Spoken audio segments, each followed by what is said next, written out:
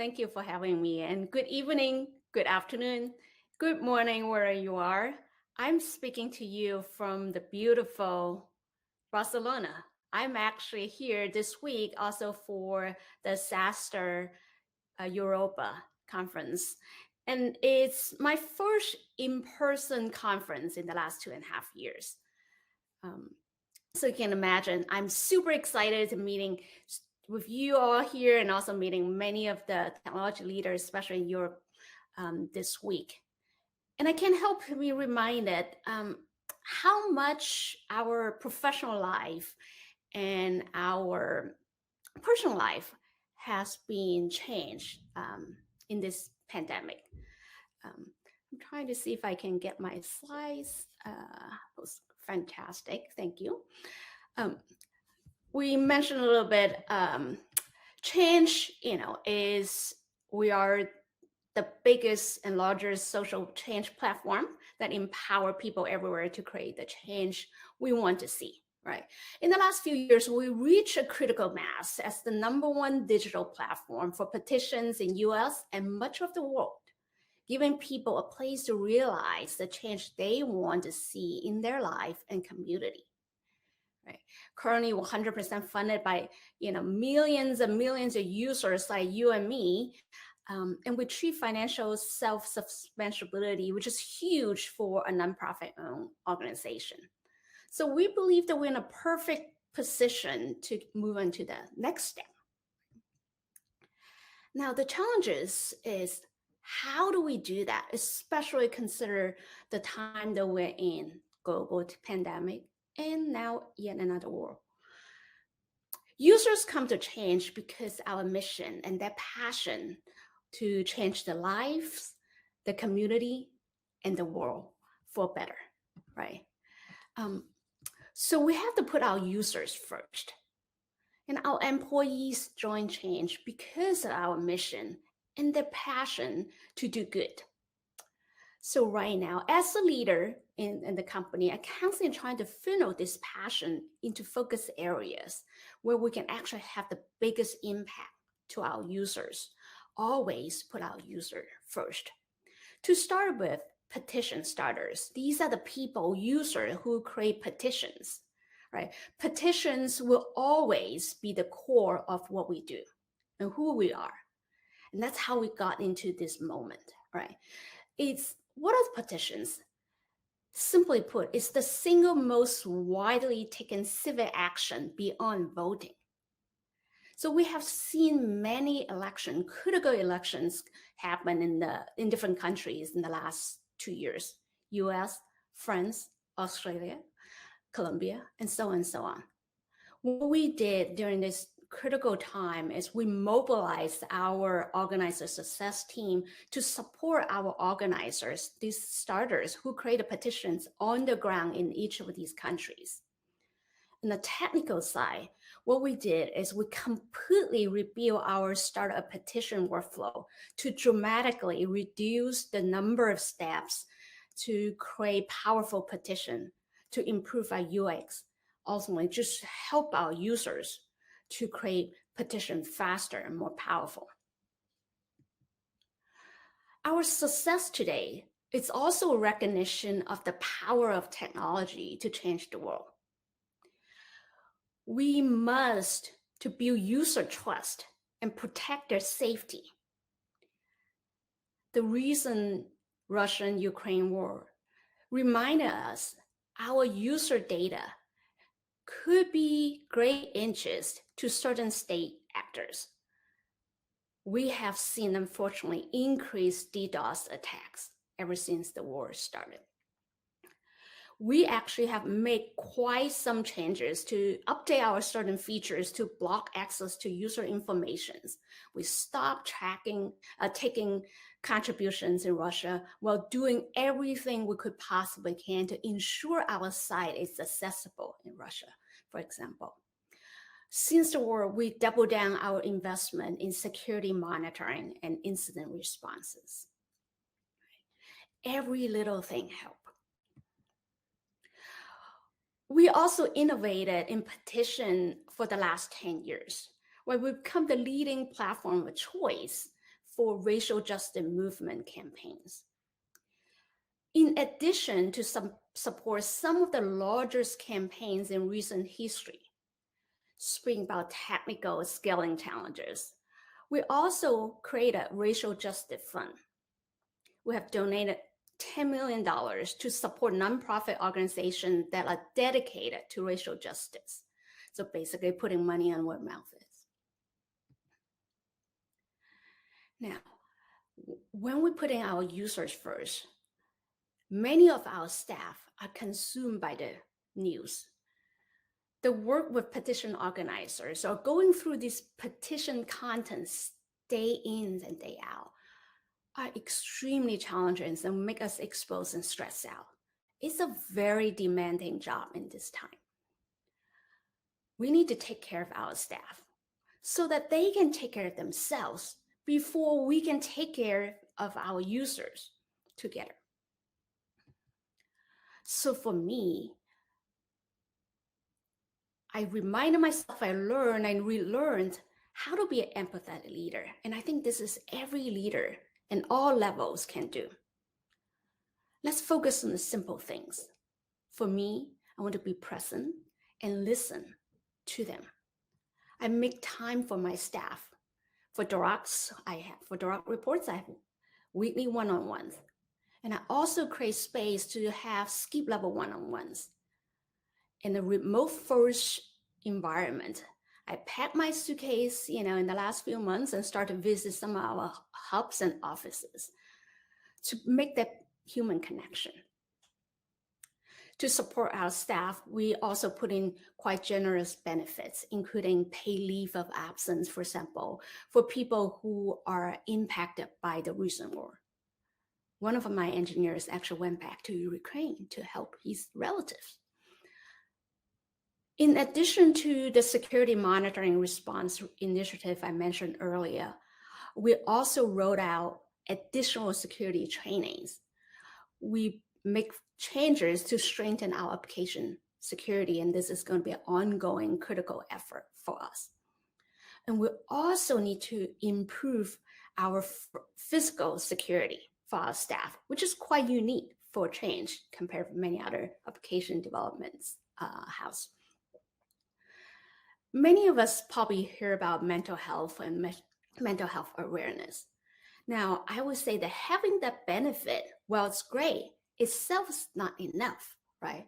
We have to make that benefit known to our staff. We have created expert workshops in-house.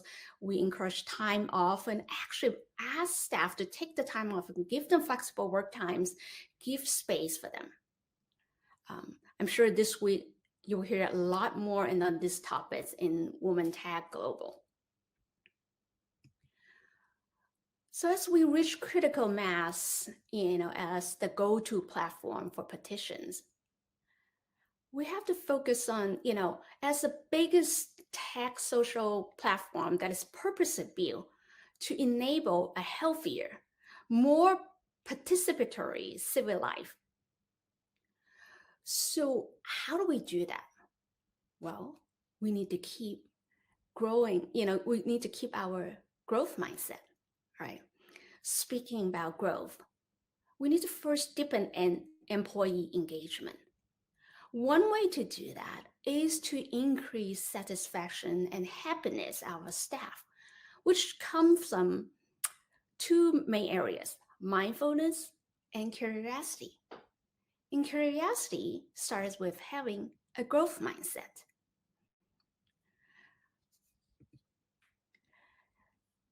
Now, just ask people to be curious to do more, to give ideas is not enough. We have to give them tools to do that. One of the techniques is to build out the mechanisms. Jeff Bezos once said, quote, "Good intentions never work. You need good mechanisms to make anything happen," end quote. What does it mean to us? Simply put, we need to improve throughput and quality by putting simple mechanisms in place to help our staff, give them tools. And it will also help us decrease management waste, empower the team.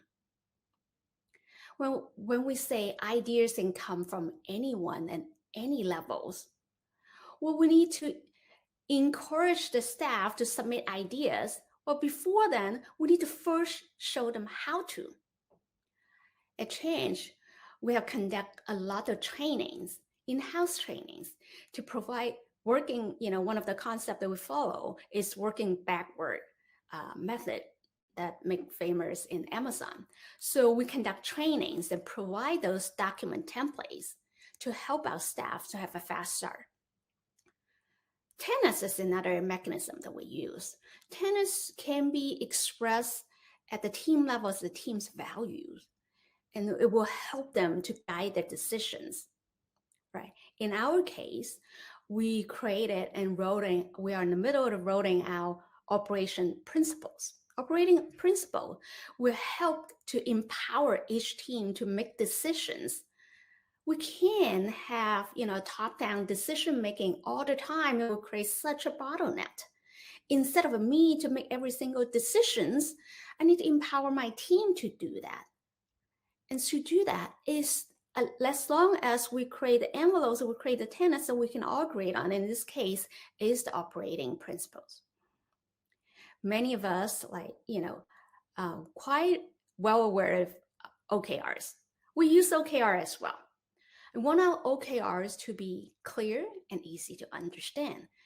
And in our feature development teams, we also reference those OKR to the approved PRFAQs. PRFAQ is yet another mechanism that we use. It stands for press release and frequently asked questions.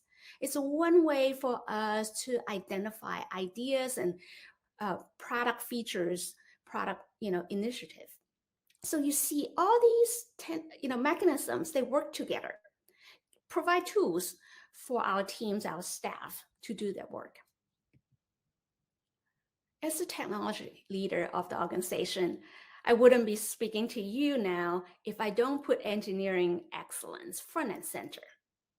For us, it's enablement to boost our developers' productivity for greater impact.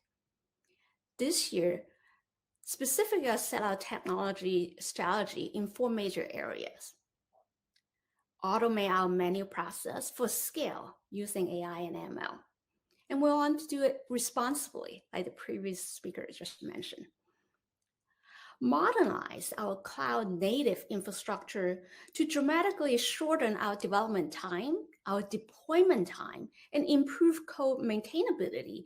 That's another thing that has such a long-term implication and such motivation to engineers. Many places people struggle to figure out how can we find time and investment, tech debt. Well, this is how you have to make that connection, how to use, how to make sure the technical work will contribute to revenues, to user impacts. We also created a dedicated growth team to speak out feature experimentations so that we can bring value to our users faster. And last but not the least, one of the biggest investment in the technology side this year I want to put in is to build out an end-to-end data platform to enable ML research and development, to support business analytics, product analytics, and feature experiments. You see, we have to get all these technical infrastructures together to support the business. You have to connect the dots as a technology leader. And this is the perfect time to do it. When during the challenge time, make us even more recognize the importance of efficiency and productivity and effectiveness. And this is what the development investment should go. People often ask me how to gain alignments with product leaders or other executives to invest in technology. The key, like I said, is to create a technical strategy that will enable business growth. And the productivity gain needs to be immediate and also substantial. Right? You need to let your your peers, let the rest of the companies feel the gains is so substantial and feel the wins, and our users have to be benefit. I have talked about investing in tools and developer productivity. The last piece of the puzzle is to invest in our employees' career development. It is hard to get budgets for employee development in any company, and it's even harder to do so in a nonprofit. So I need to think very creatively and optimize on speedy outcomes.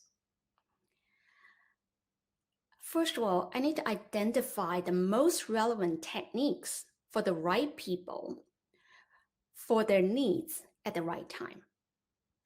One of the techniques I like to use is train the trainers. That means when I identify training, useful trainings in either technical talk-based domains or product developments or engineering management leaderships, I will send the leaders, in all levels to those trainings and train the trainers so they come back to, share those knowledge and practice it and train others. Don't be afraid to work with vendors who share our missions and passions. We create mentorship programs, including external mentorship, like different services like Plato.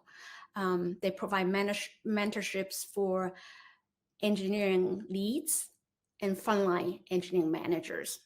So it's really helpful for us for this kind of ad hoc mentorship. We also want to utilize our personal network and other executives, or even our board members' network, to create this expert a network. So for them to provide pro bono services to help us in certain areas. And last but not the least, I'm excited that we're rolling out internal peer-to-peer membership program. Allow senior engineers, technical leads, frontline managers to mentor junior engineers. It's such a growth opportunity for both sides. And we're in the middle of rolling this out, and I'm super excited. And hopefully I can share some of the learnings with you next time we talk. So now this is how I navigate through the challenging times in the last 2.5 years. Putting our user first, taking care of our own staff, and while doing so, still nurture and foster a growth mindset. And that is my journey.